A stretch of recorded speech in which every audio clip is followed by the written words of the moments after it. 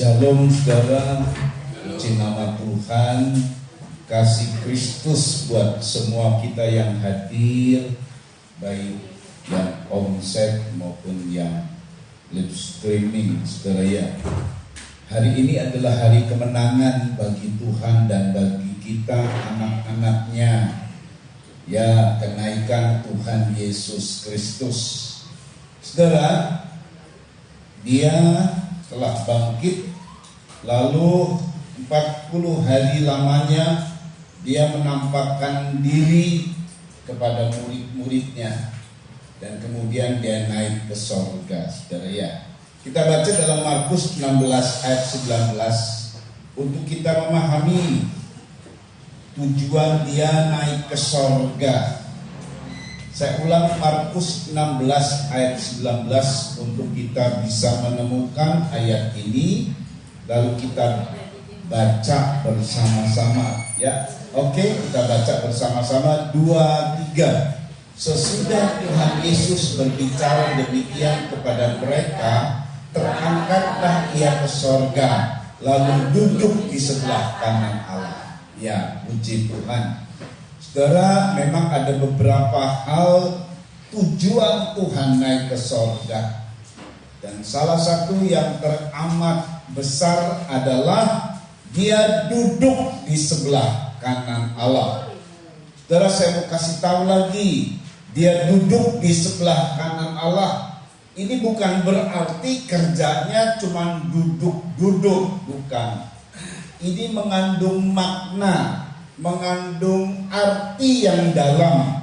Duduk di sebelah kanan Allah itu apa? Nah, kita baca untuk memahami ini, maka kita akan membaca Efesus 1 ayat 18 sampai 23. Nah, ini kita akan ketahui dia. Duduk di sebelah kanan Allah itu ada tujuannya. Ya, kita baca Efesus 1 ayat 18 sampai 23. Ya, tolong dibaca ya, mari.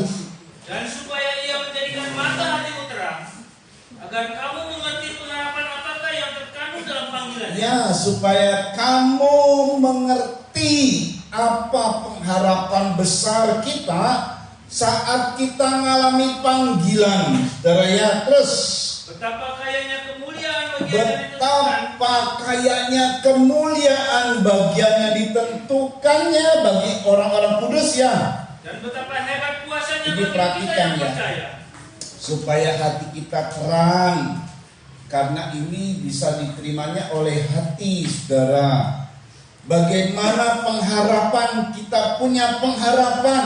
Setelah kita dipanggil olehnya, selalu kita berpengharapan. Dengar baik, hebatnya kemuliaan yang ditentukan bagi orang kudus. Terus Sesuai dengan kekuatan kuasanya hebat kuasanya, kekuatan kuasanya. Terus yang dikerjakannya di dalam Kristus dengan membangkitkan Dia dari antara orang mati. Diawali dengan membangkitkan Dia dari antara orang mati. Terus Dan mendudukan Dia di sebelah kanannya. dan mendudukkan Dia di sebelah kanannya di sorga. Nah, waktu Dia duduk di sebelah kanannya, maka ini yang didapat, mendudukan, memberi kedudukan. Jadi duduknya di sebelah kanan Allah itu, Yesus mendapatkan kedudukan dalam pemerintahan. Terus perhatikan, Jauh lebih tinggi dari segala dan pemerintah. kedudukannya itu jauh lebih tinggi dari segala pemerintah. Terus Dan penguasa. dan penguasa. Dan Terus kekuasaan. dan kekuasaan Dan kerajaan. dan kerajaan. Dan tiap-tiap nama yang dapat disebut. Nah, itu kedudukannya setinggi itu, saudara. Bukan cuma sekedar lebih tinggi saja, tapi jauh lebih tinggi. Jadi kedudukan Dia tertinggi dari semua pemerintahan yang ada di bumi, yang ada di bawah bumi, yang ada di alam semesta bahkan. Saudara ya, bahkan dari kekuasaan, penguasa, kerajaan, dari tiap nama-nama yang dapat disebut. Terus kan, Bukan hanya di dunia ini saja. nah bukan hanya di dunia ini saja, di dunia di mana kita ada, atau kita ini selalu hidup dalam waktu yang sekarang ini, present. Tapi juga bagaimana? Melainkan juga di dunia yang melainkan dunia masa depan. Jadi makanya kita nggak usah khawatir. Di dunia manapun, baik hari ini, masa depan, maka Tuhan itu yang paling tinggi, Yesus yang paling tinggi. Teruskan. Dan segala sesuatu telah diletakkannya di bawah kaki Nah, Kristus. kedudukannya yang tinggi itu tidak sekedar dia duduk dan kemudian dia memuji-mujikan diri, tidak. Segala sesuatu dari kedudukan yang tertinggi itu justru diletakkan di bawah kakinya. Terus, Dan dia telah diberikan kepada jemaat dan sebagai kepala dari segala yang ada. diberikannya kepada jemaat sebagai kepala dari segala yang ada. Teruskan. Jemaat yang adalah tubuhnya, yaitu kepenuhan dia, yang memenuhi semua dan segala sesuatu. Iya, itu duduknya di sebelah kanan. Itu artinya mendapat kedudukan. Saudara, baru-baru ini kita sudah menyelesaikan Pilpres. Lalu digugat. Lalu ada wacana hak angket, tapi gagal semua. Gugatan tidak diterima MK. Semua calon yang kalah harus terima. Ini merupakan konstitusi dari negara. Nggak bisa lagi macam-macam karena sudah dipercaya oleh rakyat. MK yang menyelesaikan masalah menolak gugatan-gugatan. Jadi yang menang adalah pemenang dari capres dan cawapres yang diperkirakan akan yang mendapat kedudukan pada bulan Oktober. Nah, di Oktober itulah seperti peristiwa Yesus di sekarang ini, tapi itu di pemerintahan Indonesia. Nanti capres tidak lagi capres, jadi presiden dan wakil presiden terpilih setelah di wisuda, rencana katanya di KN ya, begitu. Lalu dia masuk dalam istana negara, nah dia duduk di situ, dapatkan seluruh mandat kekuasaan dari rakyat seluruh Indonesia. Kalau mereka dapatnya dari mandat, kalau Yesus dapat dari Allah yang Maha Tinggi, maka dia duduk di sebelah kanan. Saya mau kasih tahu lagi, ini unsur manusia supaya kita memahami. Jadi Yesus sebagai manusia yang dibangkitkan dan naik ke surga dalam kesempurnaan tubuhnya, duduk di sebelah kanan Allah, mendapat kedudukan yang tertinggi dari segala pemerintahan manapun di dunia ini. Nah, ini saudara luar biasa. Salah satu bagian dari dia setelah mendapat kedudukan sama kayak presiden wakil presiden, maka kelanjutannya kira-kira apa? Memilih para menteri. Nah, makanya Yesus setelah duduk dia memberikan jawatan-jawatan kepada umat pilihannya, atau lebih tepatnya kepada anak-anak pilihannya. Tapi duduknya di sebelah kanan Allah itu yang paling penting adalah dia mendapat kedudukan resmi, sah, yang tertinggi dari semua pemerintahan. Kalau pemerintahan di dunia ini sesuai dengan periode. Memang kalau raja tidak ada periode, saudara. Seperti Inggris, kalau dia wafat baru anaknya yang menjadi presiden. Tapi ada yang menguasai rakyat, perdana menteri. Jadi kebijakan-kebijakan lewat perdana menteri, ya begitulah kira-kira. Tetapi Yesus dengan kedudukan yang tertinggi dan pemerintahannya tidak berubah. Jadi kalau dulu pemerintahnya begitu dahsyat dan hebat, dengan kekuatan kuasa yang Tuhan kerjakan lewat para murid, saudara ya, adanya terjadi mujizat-mujizat. Dulu, sekarang, bahkan sampai selama-lamanya tetap sama, saudara. Saudara, kalau dalam pemerintahan periode ada misalnya katakanlah satu negara dapat presiden yang baik begitu ya, tapi tetap sementara sifatnya, sesuai dengan selesai periodenya atau dia mati, maka presidennya diganti. Mulailah orang khawatir karena presiden yang sekarang ini kurang baik misalnya. Mulailah orang menjadi ketakutan karena presidennya yang tidak baik. Tetapi dengar baik, di dunia ini mau presiden yang baik mau presiden yang tidak baik pemerintahan Tuhan di mana kita anak-anaknya, nggak perlu khawatir anak-anaknya, sebab di atas segala nama manapun yang disebut, kerajaan manapun yang disebut, baik yang sekarang. Nah, yang sekarang kita akan mengalami pemerintahan Prabowo Gibran, saudara ya. Yang lalu 2 periode kita mengalami pemerintahan Jokowi. Bagaimana keadaannya? Kita nggak usah pusing. Amin. Karena kita adalah anak-anaknya, di mana dia pemerintahannya itu tertinggi. Bahkan apapun yang disebut namanya, yang kadang-kadang bisa berubah, jangan pernah khawatir, jangan pernah takut, karena dia yang tertinggi atas segala pemerintahan yang ada, kerajaan yang ada maupun yang akan datang.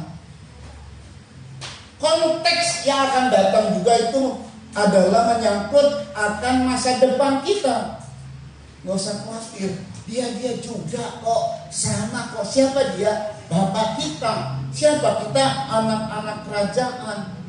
Saudara, ini menariknya ya. Kalau saya seorang ayah, jadi beberapa ini misalnya karena kebiasaan kalau dari pihak istri orang Manado panggilnya papi mami, saudara ya.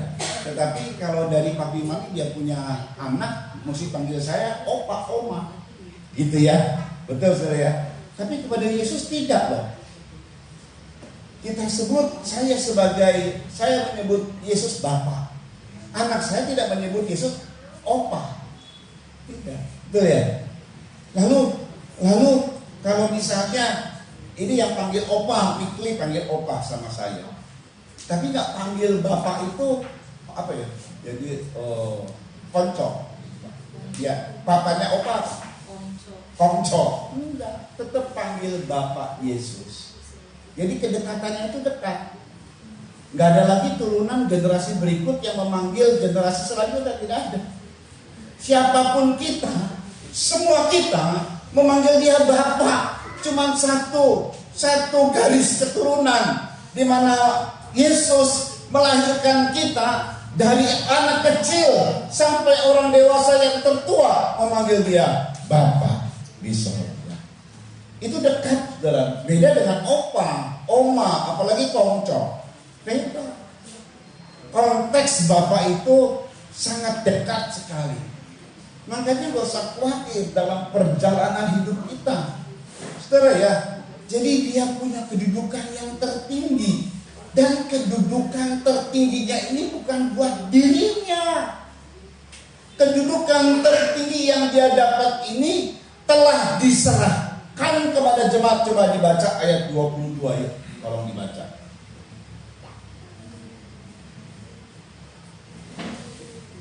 Dan segala sesuatu telah diletakkannya di bawah kaki Kristus. Segala sesuatu di mana dia telah menaklukkannya oleh karena dia tertinggi dari semuanya sehingga semuanya bisa ditaklukkan, saudara ya. Dan diletakkannya itu bukan di bawah pinggang, bukan di bawah kaki. Betul-betul gak ada artinya semua kekuatan kuasa pemerintahan apapun. Jadi gak perlu takut ancaman dan lain sebagainya. Itu telah ditundukkan di bawah kakinya, saudara. Dan kaki itu tempat yang paling rendah dari anggota tubuh. Terus, dan dia telah diberikannya kepada jemaat. Dan itu semua telah diberikannya kepada jemaat sebagai kepala dari segala yang di mana dia sebagai kepala. Terus ayat 23, dan jemaat yang adalah tubuhnya. Jemaat yang adalah tubuhnya.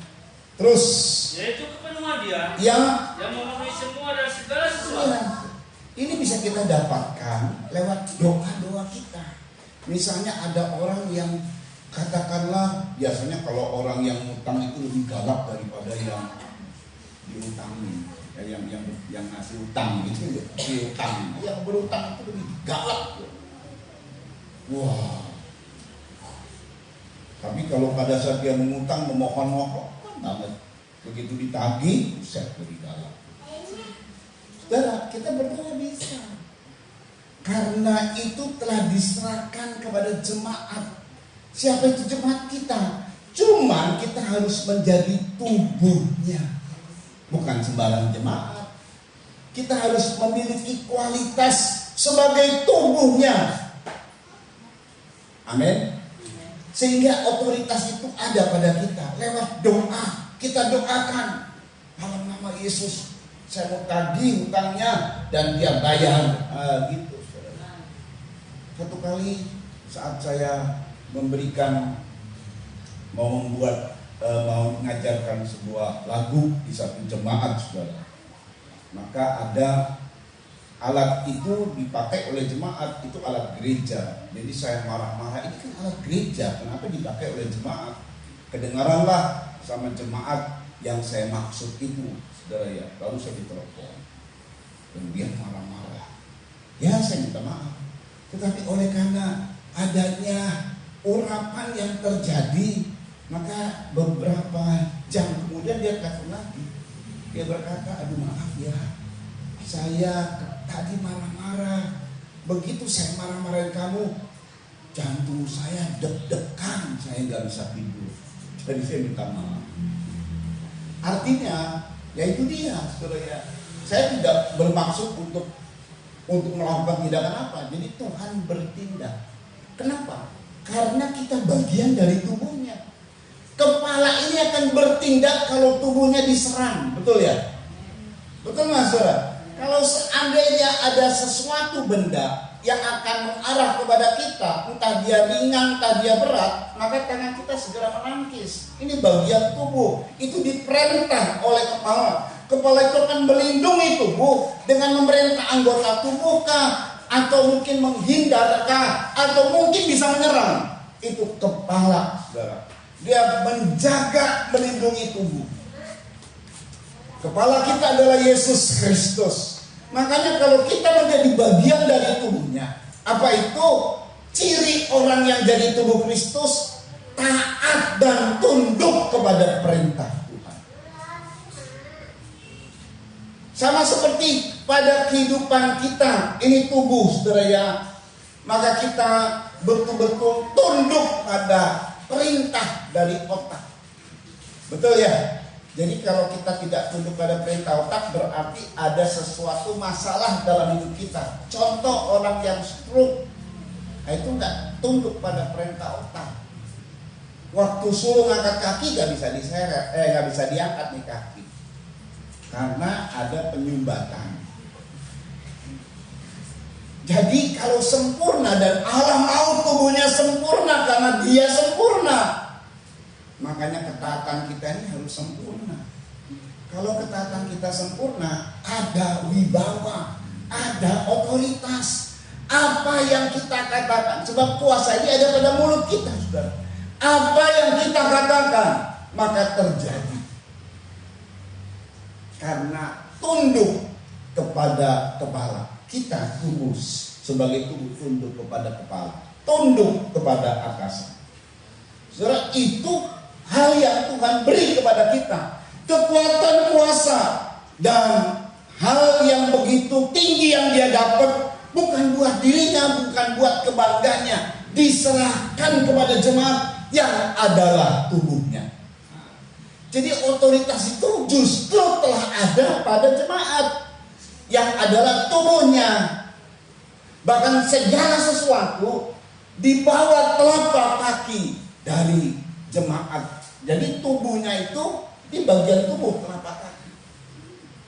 Wow, sangat amat luar biasa.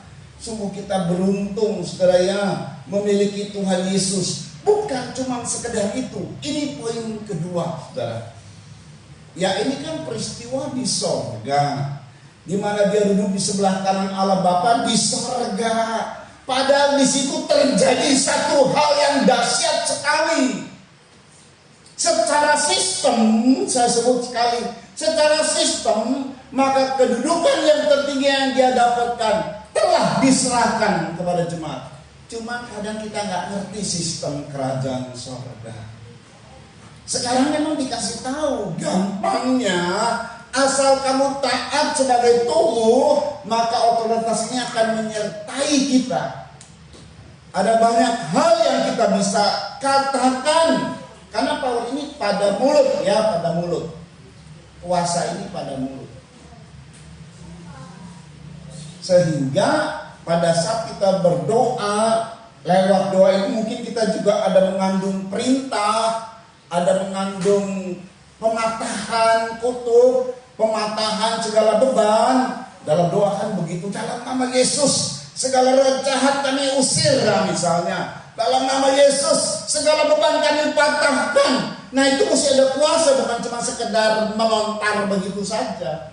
Tapi kalau disertai dengan kuasa itu tadi, kita yang ngomongnya itu harus menjadi tubuh Kristus.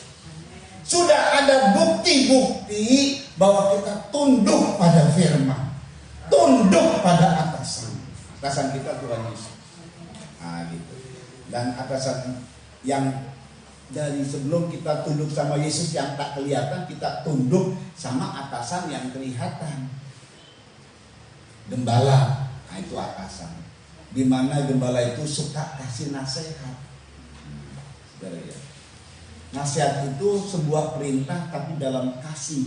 Nah, mungkin ada nasihat yang sedikit tegas, ada nasihat yang lembut, ada nasihat seperti perintah, ada nasihat yang bisa karena mungkin hatinya perlu dibebat jadi disampaikannya dengan lembut. Tapi nasihat itu kerinduan dari Tuhan yang memberikan pesan kepada gembala, di mana nasihat itu kerinduannya dilakukan tanpa kompromi. Sebenarnya itu hal-hal yang penting, saudara ya.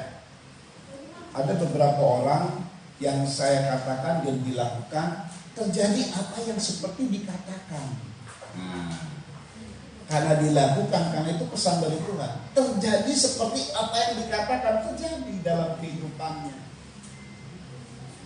Tetapi jujur memang di dalam kehidupan kita sudah ngerti.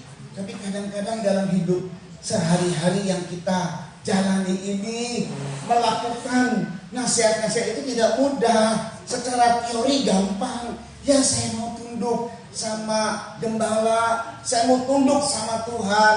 Tetapi misalnya mungkin ada sempat kecewa, ya waktu lalu tunduk dan terjadi hasilnya. Tetapi gak selamanya, gak konsisten tunduknya. Karena ada unsur-unsur dari perasaan kelemahan seseorang, entah kelemahan kita, entah kelemahan gembala. Terjadi kayak begitu, saudara ya. Lalu kemudian kita mengalami kehidupan di dalam dunia ini sulit rasanya. Saudara perhatikan, Tuhan itu baik. Tidak sekedar dia di sorga. Dia di sorga memang. Tidak sekedar dia dapat kedudukan, tapi yang kedua, dia menjadi imam besar.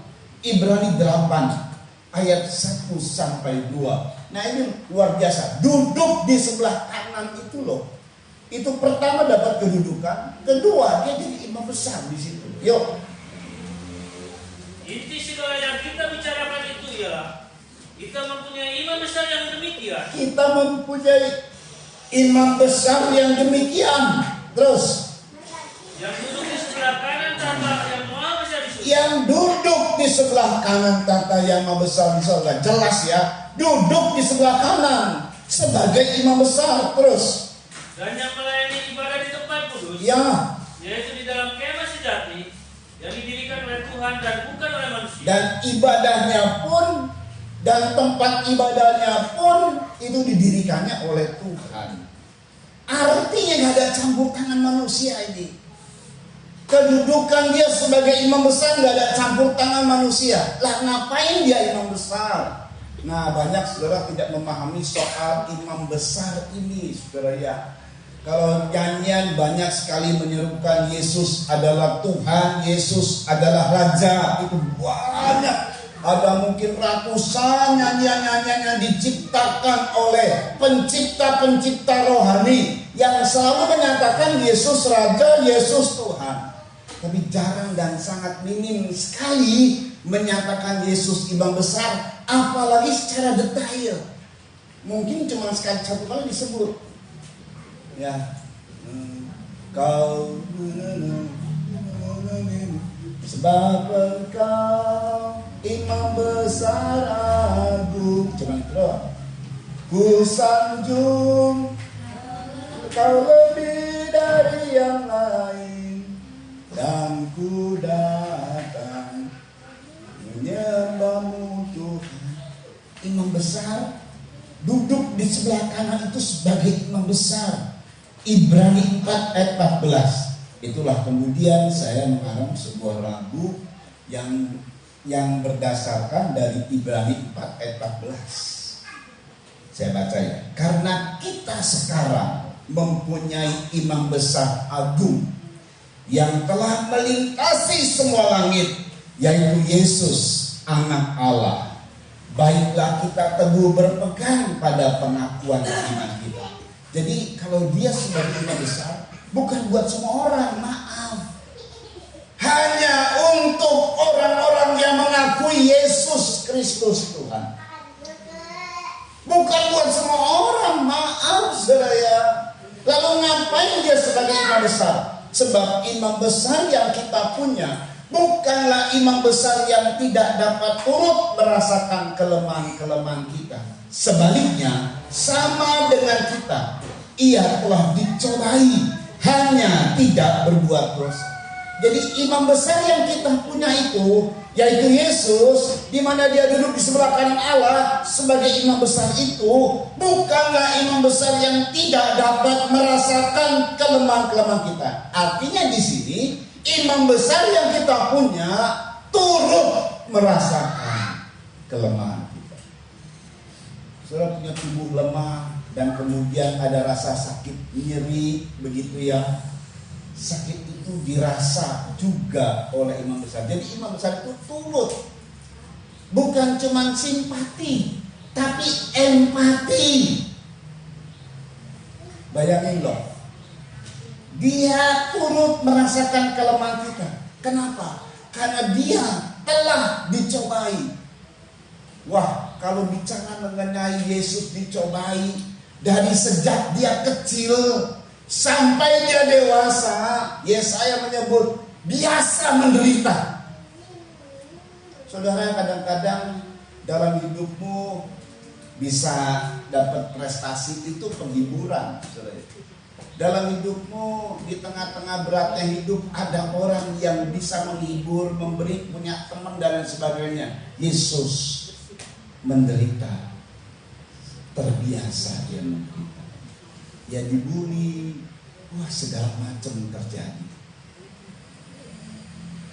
Sampai waktu dia mati di kayu salib, itu penderitaan yang gak bisa diterima oleh semua manusia, gak kuat. Itu gak kuat. Saudara ya, hanya dia tidak berbuat dosa. Sebab itu Ibrani 4 ayat 16, lanjut yuk. Ibrani 4 ayat 16. Sebab itu marilah kita dengan penuh keberanian menghampiri tata kasih karunia, Ya. supaya kita menerima rahmat, Ya. dan menemukan kasih karunia untuk mendapat pertolongan kita pada waktu. Iya, saudara. Nah ini perhatikan baik-baik. Lalu kemudian ada tujuan. Dia sebagai imam besar yang turut merasakan, yang berempati dengan kita ini, saudara ya. Dia berkata begini, marilah kita dengan penuh keberanian. Tujuannya supaya kita ini bisa menghampiri tahta kasih karunia. Ada 2 tahta di sorga. Satu tahta kasih karunia, yang hadir adalah imam besar. Tapi satu tahta penghakiman, yang hadir dia juga, cuman pakaiannya sebagai hakim. Nah, kita memilih mana? Kadang-kadang kalau kita berdoa, saudara, itu seperti di pengadilan. Berdoalah dengan tidak jemu-jemu, ayat berkata seperti itu. Lalu diumpamakannya tentang berdoa tidak jemu-jemu ini, ada seorang janda di kota itu yang ingin dibela haknya oleh hakim yang lalim. Lah, doa kok kaitannya dengan hakim ya? Emang begitu kalau doa. Makanya iblis itu kerjaannya ngapain? Mendakwa. Kalau dia mendakwa, adanya di mana dia? Di pengadilan. di pengadilan. Jadi suasana dibuat sama dia. Apapun suasana itu, kalau ada si pendakwa, pasti itu di tengah-tengah pengadilan. Jadi dibuatnya suasana di pengadilan kalau iblis. Sebaliknya Tuhan ya dua. Kalau engkau datang ke tahta, jangan ke tahta penghakiman, tapi tahta kasih karunia. Dia tampil sebagai imam besar. Dia turut merasakan. Jadi di tengah-tengah itu, saudara, kalau di tahta kasih karunia itu bukan pengadilan, sahabat namanya. Bertemu dia dengan sahabat. Karena orang yang bisa merasakan kelemahan kita cuman sahabat. Jadi kita bisa keluhkan. Jangankan kita ngomong nih, dia udah rasa apa yang kita rasa. Dia turut merasakan. Dia empati dengan kesusahan kita. Dia empati dengan kelemahan-kelemahan yang ada dalam hidup kita. Kadang-kadang ya kita salah. Dari kesalahan kita terjadilah problem dan masalah yang besar. Tapi kita bertobat. Itu Tuhan hadir. Asal bertobat ya. Tuhan itu selalu mau tangannya terbuka. Oke, kamu salah. Sekalipun dosamu merah seperti kirmisi, mari kita berperkara. Ayo datang. Aku akan putihkan seperti salju. Itu ciri Tuhan, saudara. Jangan dosa ini membuat kita jauh dari Tuhan. Tapi sebaliknya kita datang untuk bertobat, menyesal dan bertobat. Kalau orang menyesal itu dekat sama Tuhan jadinya. Begitu menyesal dan bertobat, kita memang harus mengambil resiko dari kesalahan yang kita buat, saudara. Waktu kita sedang ambil resiko dari kesalahan yang kita buat, mungkin ada banyak air mata yang tercurah, saudara ya. Tapi di situ karena Dia hadir, karena kita telah bertobat dan menyesali hidup kita, Dia datang kepada kita. Dia juga turut merasakannya. Saudara ya, sebab itu marilah kita datang kepada tahta kasih karunia. Dan selanjutnya, mari, ada tujuannya. Terus yuk di situ.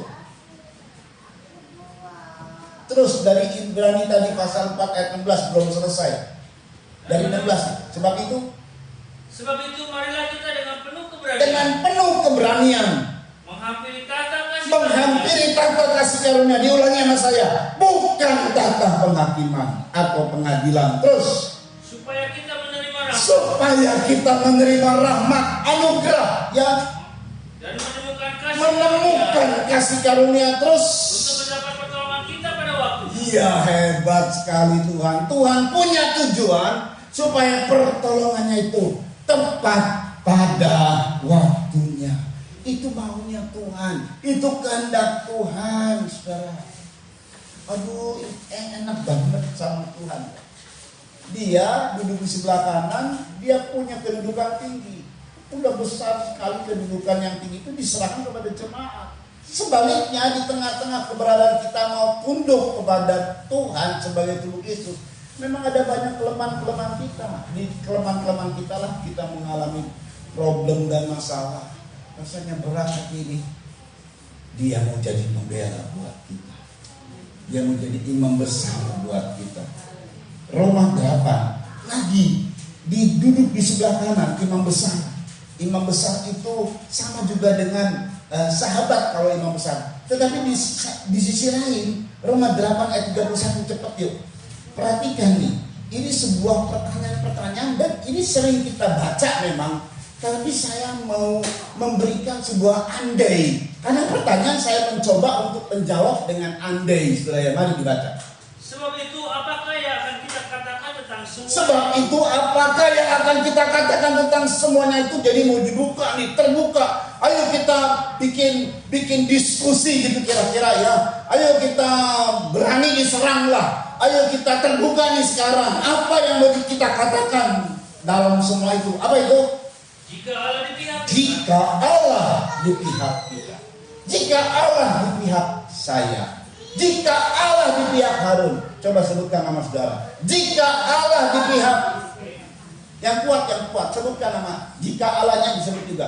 Jika Allah di pihak Harun. Terus. Siapakah yang akan melawan kita? tanda tanya kan? Ya nggak ada yang berani. Betul nggak? Betul nggak? Nggak ada yang berani. Terus lagi, ini pertanyaan lagi.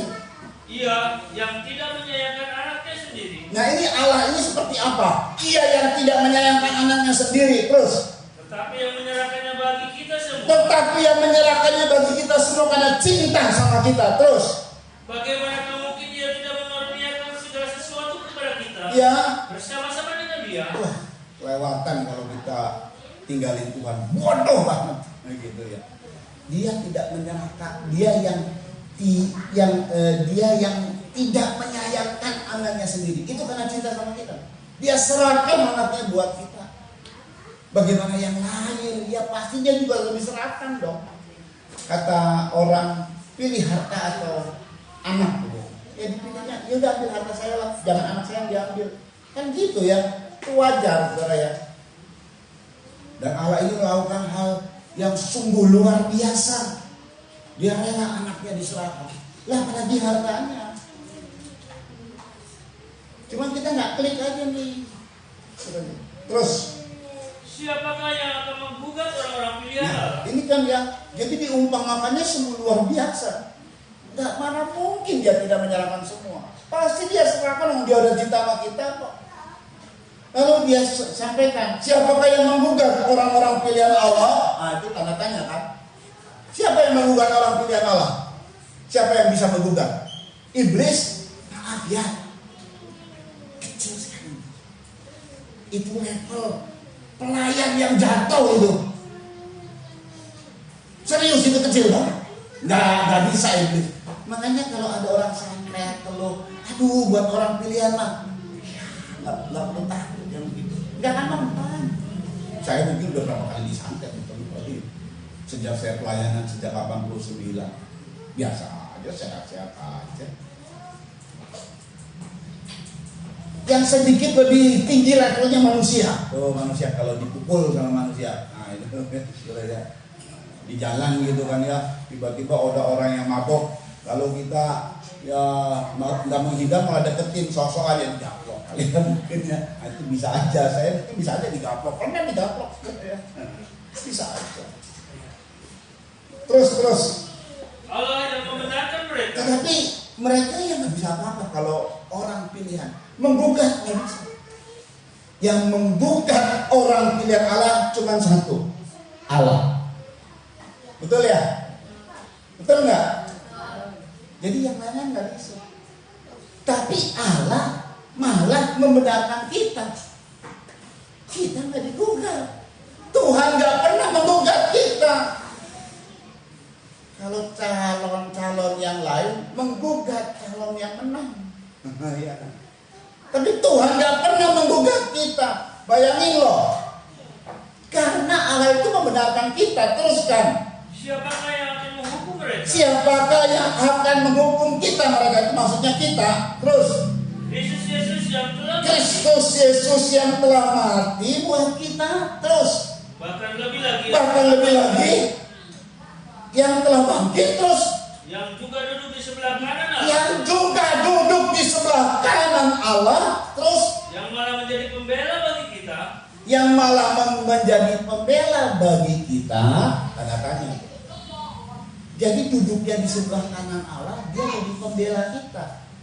Dan gak mungkin dia gugat kita.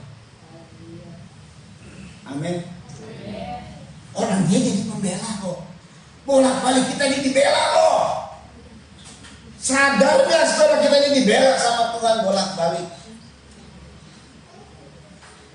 Malah menjadi pembela bagi kita. Cukupkan dari situ. Jadi saudara, yang bisa menggugat kita siapa? Yang pertama diawali, kalau Allah di pihak aku, siapa yang jadi lawan? Sebetulnya semua bukan. Oke, dipakai andai. Apakah Allah? Apakah Allah yang bisa menggugat? Bisa memang. Tapi dia nggak mau menggugat. Yang dia kerjakan membenarkan kita. Oh, kalau dari Allah nggak bisa, oh Yesus Kristus. Bisa nggak menggugat? Bisa. Tapi dia telah mati buat kita, menebus dosa kita. Dia bangkit, duduk di sebelah kanan, membela kita. Dia nggak menggugat kita. Siapa yang menggugat kita? Manusia. Nggak level. Iblis nggak level, manusia nggak level. Nggak ada yang bisa menggugat kita. Cuman Allah atau Yesus Kristus. Tapi mereka telah mengerjakan, Allah membenarkan. Yesus duduk di sebelah kanan Allah. Dia punya kedudukan tertinggi. Dia bisa menggugat. Tapi dia tidak menggugat. Sebaliknya dia membela. Haleluya. Ini pahami nih saudara ya, bahwa Tuhan tidak pernah menggugatmu. Dan kita menjadi pemenang. Itu memang betul. Saudara, sebenarnya cuma dua yang bisa menggugat kita. Tapi yang satu bagian ini sudah dinyatakan di sini. Allah dan Yesus itu bagian yang pertama, saudara. Tapi sudah dinyatakan Allah gak menggugat, membenarkan. Yesus malah membela kita. Satu lagi yang bisa menggugat kita siapa? Dirimu sendiri. Kan saya bilang iblis mah gak level, manusia gak bisa. Cuman ada dua bagian yang menggugat, Allah dan dirimu sendiri. Cara menggugat sehingga pilihan itu menjadi rusak gara-gara apa? Gara-gara sikap hidup kita. Dengan orang yang murtad itu sudah menggugat dirinya. Sudah, lu murtad ya silakan. Makanya jangan pada murtad. Rugi besar. Kita dilindungi kok. Tuhan siap kok menjaga kita, membela kita, membenarkan kita. Jadi yang merusak adalah cuma diri kita. Dan itu adalah tindakan kalau merusak diri kita. Anugerah itu dirusaknya ya sama diri kita. Pada pihak Tuhan selalu mau membela, selalu mau membenarkan kita. Oh, puji Tuhan. Makanya sangat luar biasa, saudara ya. Nah, duduk di sebelah kanan sebagai imam besar, dia mengerti perasaan kita. Sebagai duduk di sebelah kanan sebagai pembela, dia tidak menggugat kita, dia membela kita. Tapi kan dia di sorga, itu pekerjaan sorga semua itu. Kita nggak tahu sorga itu kayak apa. Sebagian besar kita nggak tahu, kecuali orang-orang yang dapat anugerah dibawa ke sorga, dia cerita, kita cuma dengar cerita, tapi kita nggak pernah merasa baik pun secara vision. Apalagi yang secara jasmani. Kalau saudara jasmani sudah dikubur. Oh, di sorga ya, dikubur. Kenapa? Kamu rasa di sorga jadi pada jasmani? Oh, berarti dari kubur ya, dari kuburnya di sini, saudara ya. Jadi kita belum rasa sorga ini. Ya tadi yang saya bilang mungkin ada orang yang secara vision, tapi sebagian besar dari kita cuma dengar cerita. Oh haleluya, oh puji Tuhan, gitu ya. Dia di sorga, kita di bumi. Di sorga damai, di bumi mah masih masalah. Tapi kita dengar di berita, oh dia duduk di sebelah kanan, dia betul-betul berkuasa, haleluya. Senang kita dikuatkan, saudara ya, dari berita. Tapi hebatnya Tuhan itu tidak cuma teori loh. Dia buktikan di dunia ini juga. Dia membela kita menjadi imam besar, memahami tentang kehidupan kita yang turut merasakan kelemahan kita. Dan dia punya kedudukan yang tertinggi. Di sini dia dalam Roma 8. Ini kita rasakan di bumi. Nah, rasa pembelaannya, rasa imam besarnya. Roma 8 ayat 26 sampai 28. Yuk, ayat terakhir ya. Tolong dibaca. Demikian juga Roh membantu kita dalam kelemahan kita. Ya, tadi juga ya. Imam besar itu turut merasakan kelemahan kita, saudara. Roh membantu kita dalam kelemahan kita.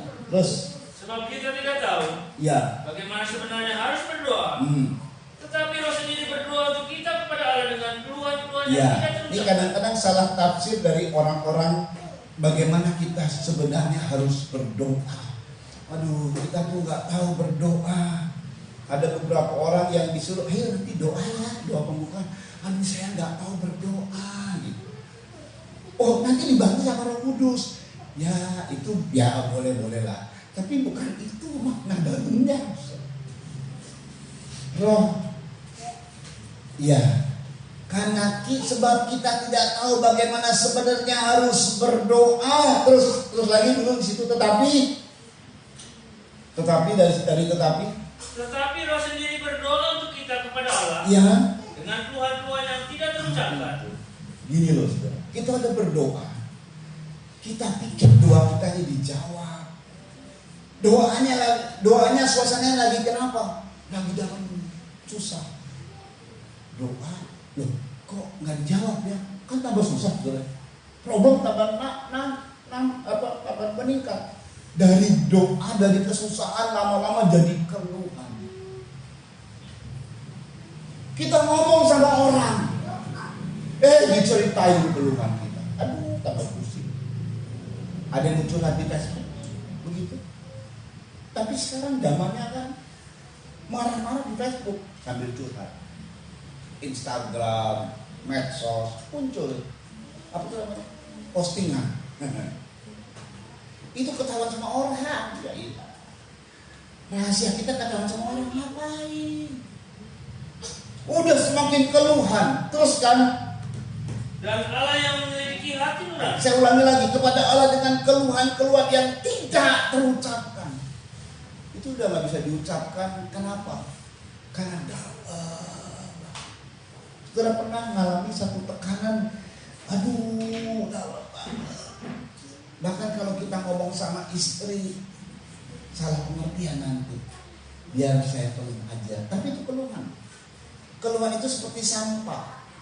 Kalau dia nggak dikeluarkan, akan berbau busuk dan akan jadi penyakit rohani. Mesti dikeluarkan. Itu sampah itu. Kalau kita ngomong sama suami nggak ngerti ini. Ini satu keluhan yang sangat amat dalam. Ada peristiwa-peristiwa ke situ, sudah.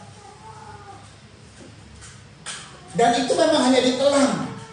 Tapi kalau tidak disampaikan, sampah itu tidak dibuang. Itu penyakit rohani. Makanya ada banyak orang kecewa, malas ibadah. Awalnya semangat, tapi kena benturan sana, benturan sini. Dia ngomong sama orang mungkin gak mengerti orang ya. Nanti salah paham. Dia telan kan? Dia gak curhat. Kalau dicurhatin, salah paham. Jadi dia telan. Itu belum keluar. Disinilah gunanya Roh Kudus. Kelemahan-kelemahan yang tak terucapkan. Kelemahan-kelemahan yang sangat amat dalam banget. Bahkan kadang-kadang kita udah gak bisa lagi mengucapkan kata-kata. Hanya bisa mengerang. Mengerang itu sudah. Jadi keluhan-keluhan yang tidak terucapkan itu sudah hanya kerangan. Saya pernah melihat jemaat saudara yang dalam keadaan sakit mengerang. Aduh, saya cuma bisa menangis. Saya tidak bisa merasa apa yang dia rasa. Saya sebagai gembala pengen merasa apa yang dirasa, tapi nggak bisa. Tapi saya percaya Tuhan bisa. Karena ini ayatnya. Saudara ya. Jadi keluhan yang sangat amat dalam. Teruskan. Dan Allah yang menyelidiki hati nurani. Allah menyelidiki hati nurani terus. Mengetahui maksud Roh itu, yaitu bahwa ia sesuai dengan kehendak Allah berdoa untuk orang-orang. Jadi Roh itu berdoa. Roh itu bersyafaat. Roh itu melakukan tindakan sebagai imam besar. Roh itu sedang membela kita. Roh itu sedang melakukan tindakan-tindakan yang membawa keluhan itu kepada Allah. Teruskan. Kita tahu sekarang. Iya. Bahwa Allah turut bekerja dalam justru karena kita mengeluh dan di dalam ini Roh membantu kita dalam kelemahan kita.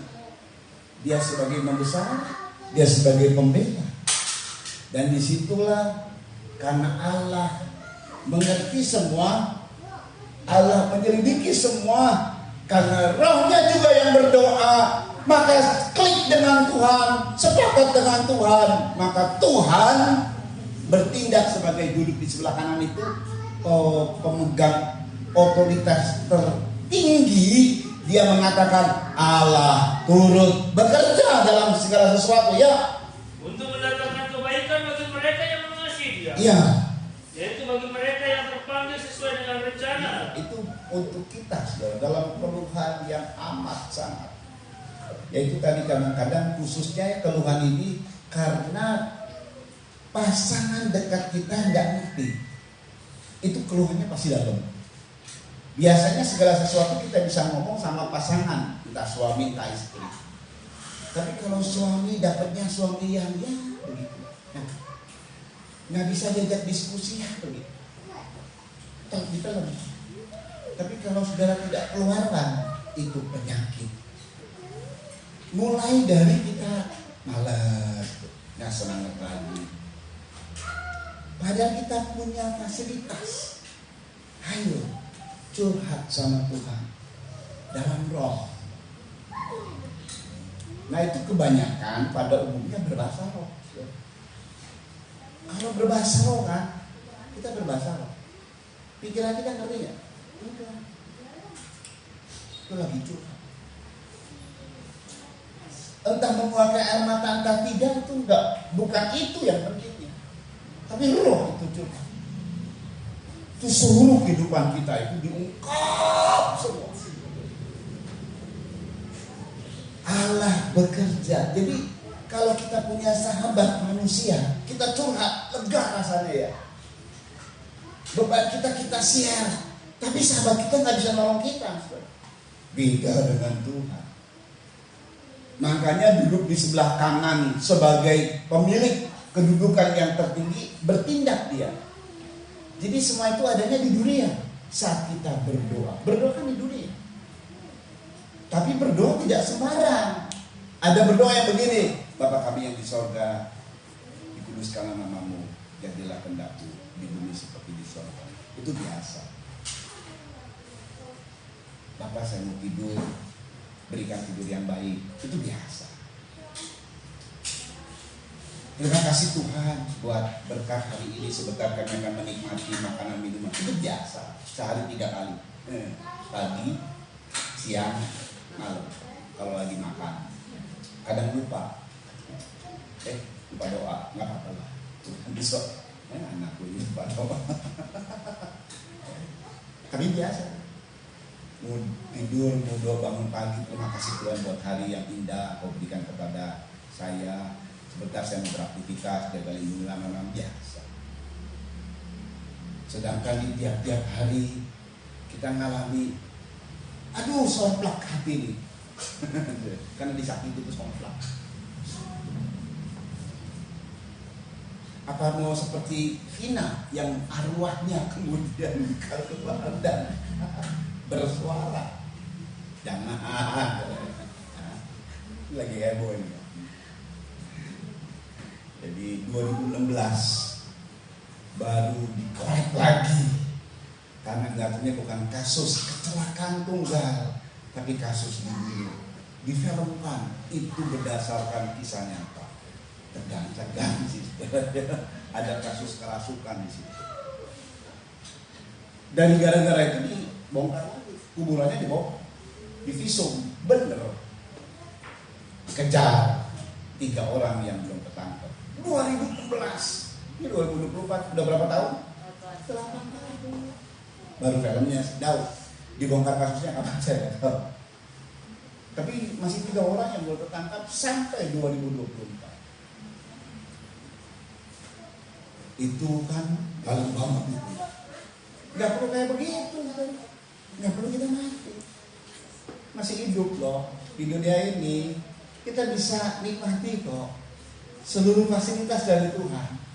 Roh Kudus membantu kita dalam doa yang tak terucapkan. Memang itu harusnya pribadi doa.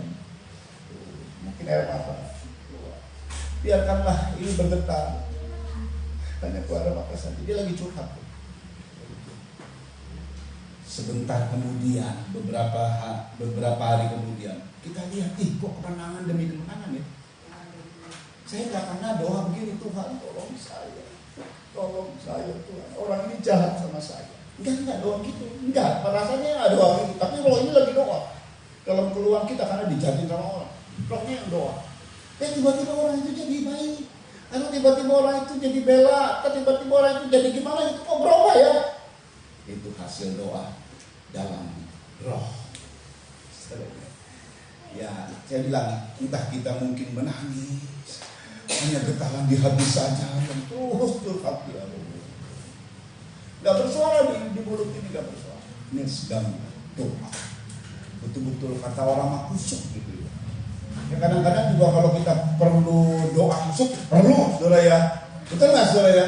Lagi berat-beratnya perlu doa kusuk, perlu loh, perlu. Itu namanya mengandalkan Tuhan tuh. Perlu, itu konsentrasi sama Tuhan dan kemudian membawa diri kepada Tuhan. Haleluya. Yuk kita datang dalam doa. Mari pemain musik. Kau Yesus Imam Besar. Ini satu lagu yang membuat kita bisa diberkati. Ya, saudara ya. Haleluya. Kita berdiri menyanyikan lagu kemudian syukur kepada Tuhan.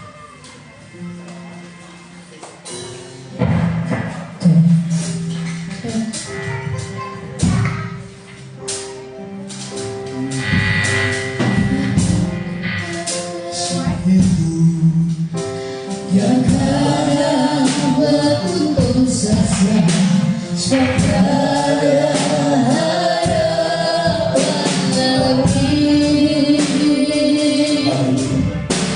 Berikan Tuhan menjadi manusia yang tadi cobai dan sapiku kupakan teguh